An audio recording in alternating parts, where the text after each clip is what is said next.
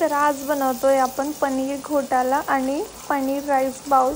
त्यासाठी मी आधी पनीरचे काप कापून घेतले आणि त्याला छान मॅरिनेट करून एका बाउलमध्ये छान दही आणि सगळे मसाले मिक्स करून आलटून पलटून पनीरला छान लावून घ्यायचं। त्याला मॅरिनेट करून आधी ठेवायचं आणि नंतर छान परतून घ्यायचं।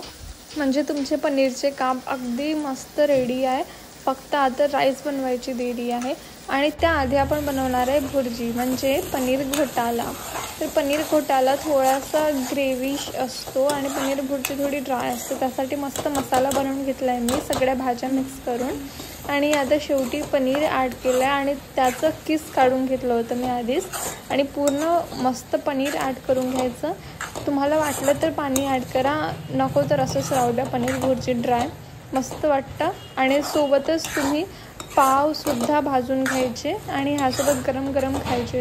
आता दुसऱ्या कढईमध्ये मी सगळ्या भाज्या सॉटे करते आहे आणि त्यामध्ये मी राईस टाकणार आहे म्हणजे असं छान मस्त राईस बाउल तयार होणार आहे। आणि हा आमचा पनीर घोटाला आणि पाव।